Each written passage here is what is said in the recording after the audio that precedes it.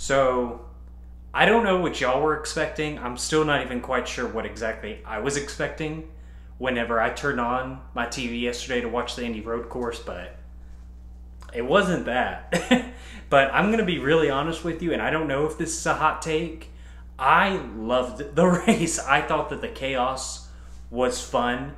I know that that makes me a fan that only likes to see crashes, and that's not really what it was about. It wasn't necessarily about the crashes, just the calamity of it. I do not want to see that every single week, but like if you give me a track that we go to where they say, okay, well, we know it's going to be wild crap like this. I mean, this was like Talladega on a road course. I mean, this was just calamity at every turn, and I was enjoying it. Now, that being said, I enjoyed that.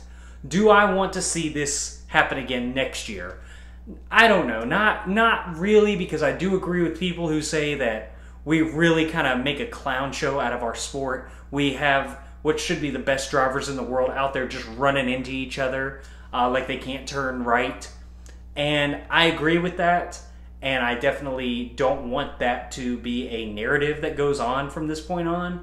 So what I hope, and what I, after thinking about it overnight, have decided, I would probably like to see the oval come back next year and see how they do on the oval with the next gen cars. If the oval performs well, I want to keep the oval. I think that it's more historic to have the oval. I would just prefer to bring the old Brickyard 400 back. Now, if the oval sucks like it has for many years, it's just not entertaining, I am perfectly fine with having the Indy road course. We just need to adjust that turn one now. Don't ask me how. Make whatever rule changes might need to be made, whatever adjustments to that turn might need to be, maybe opening up that Ross Chastain lane and allowing for people to decide if they want to take on the damage, giving a ton of, like, an extra like funnel to go through instead of just trying to pack everybody in. But at the end of the day, we have to stop blaming NASCAR and the racetrack. Nobody made these guys go down in there and just send it. Take it 3 wide through a turn that had no business going 3 wide in. Dive bombing people. That is on the drivers. It is 110% a driver's responsibility not to wreck their car. Yes, I understand if you're the individual driver, you're sitting there saying, well, everybody else is doing it. Y'all as a collective, hopefully if we come back to this, gotta rethink that strategy. I think there was so much leaning on each other that, like, you can't even tell who to be mad at. Ryan Blaney went and hunted down Daniel Suarez at the end of the race. And honestly, I don't even know if Daniel Suarez was 100% at fault. Yeah, he dive bombed him, but he was getting pushed by Cindric. Cindric was getting pushed by somebody else. There was too much going on. Like, you had people in the 5th row affecting what was happening in the 2nd. It's what happened whenever Blaney accidentally clipped Elliott. It's because Byron was down below Blaney, and Blaney really had nowhere to go but into Chase Elliott. Now, if I would have looked at the replay, I'm sure we would have seen somebody push Byron into him. At the end of the day, I don't think anybody was meaning to wreck each other. I think that it was just a cutthroat mentality that got instituted there at the end.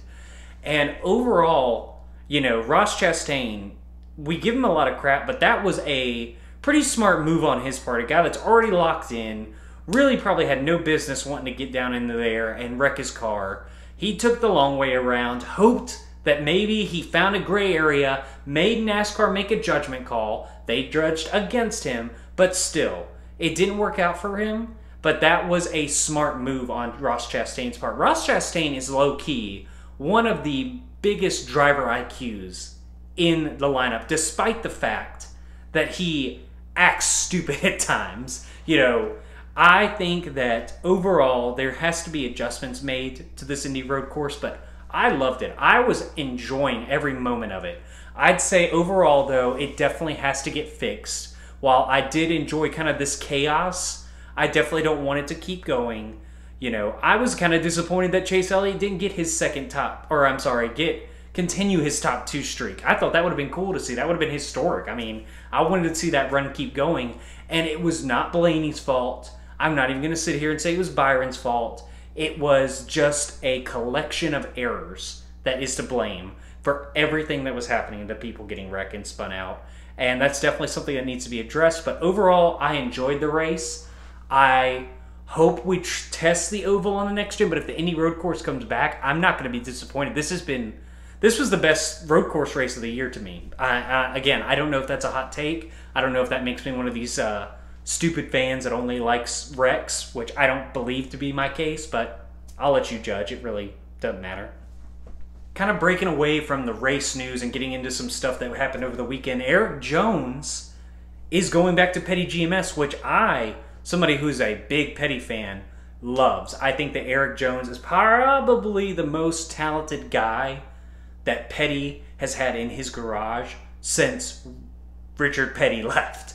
I'm like, since he retired, I don't think anybody is as raw talented as Erik Jones. I think that PettyGMS is on a trajectory upwards. I think Erik Jones sees that.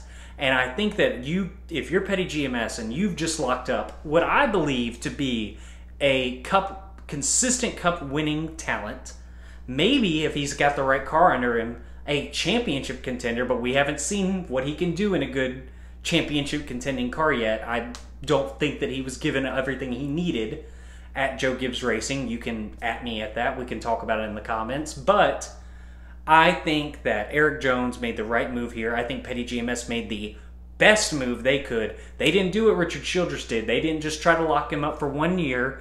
They wanted to get the guy that they know could lead to down the road success for them. And now they got Noah Gragson probably getting ready to sign for that 42 car. Things are looking good for Petty Blue. I'm telling you, I'm really excited about what's going on for them. And then to beat the dead horse that is the Kyle Busch silly season talk, now we're hearing that he might be looking at stuff outside of NASCAR. I mean, things have gotten so wild that Kyle Busch might not even be in the Cup Series next year. You're talking about him possibly going down and just running in his truck series, which honestly sounds like something he might want to do. He's always talked about wanting to go and win a truck championship. That's his decision. I think it'd be kind of cool. I mean, it'd be cool to watch. I would love to see him have a historic season in trucks, because if you sat there and told me that Kyle Busch could win like maybe well over 50% of the races in the truck series next year, I'd believe that, definitely. But what we heard was kind of a Kyle Larson-esque thing. Maybe he goes and does dirt. He doesn't like stick to one series. He goes and does a bunch of different things. IMSA, IndyCar. I think all of which would be really cool. I think that's a really cool thing for Kyle Busch to go and do. What I don't like is the fact that he's being forced to go and do it. The fact that Kyle Busch, a future Hall of Famer, arguably one of the most talented drivers in the history of NASCAR, cannot find sponsorship to fund him for next year. Now, is this because he's asking for too much money? Well, now he's saying he'll take less money. We'll see if doing so gets him some sponsorship. Maybe he was just asking for just an amount that people just aren't asking for. I mean, we've heard it from plenty of people. Door Bumper Clear, you'll hear them. I think they talked about it last week. Drivers aren't getting paid what they were once getting paid. And honestly, I don't think that's great. That's definitely not good for the market, for the sustainability of the sport. And we've got to fix that.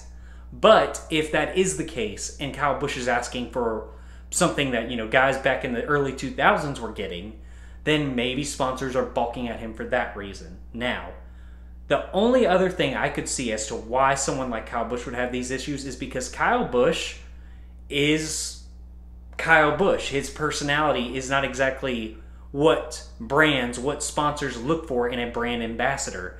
And I could see M&M's being so loyal to him for so many years, we maybe didn't realize just how little sponsors were actually vying over him. And I think that that's a real possibility, that people just didn't want to deal with the Kyle Busch mindset, the Kyle Busch attitude. I mean, there's plenty of words I could use to describe it, but you would already say them yourself. I think that that's a possibility as well. And maybe it is a mix of his asking price and that come together, and there's just not a wide range of people, because it's just so hard to believe that somebody like him can't get a ride or can't get funding. I don't get it. It doesn't really make sense. I mean, we've got guys that, can't drive worth a crap that get full funding. I mean, Paul Menard had a 16-year career in NASCAR, and I know that that's a different story. It doesn't exactly line up, but still, we've got to get issues like this fixed in NASCAR. This is what Denny Hamlin and Michael Jordan have been talking about as far as revenue sharing and as far as trying to find ways to get a bigger piece of the pie for everyone besides just the, elites of NASCAR. But we'll see how that goes. Now that he has said definitively that he would take less money, he will make concessions to stay at Joe Gibbs. Let's see if this leads to anything. I hope so, because personally, I don't want to see Kyle Busch leave. I think that it's a bad look for our sport. I think it makes us look very much in trouble, which maybe we are, and this is the first big sign. But I hope that he's back next year. But if he does leave, I won't lie to you, I would love to see him race an IndyCar. I think that'd be really cool. But we'll see what happens. Tell me what you guys think. Please like and subscribe. And I hope y'all have a great day.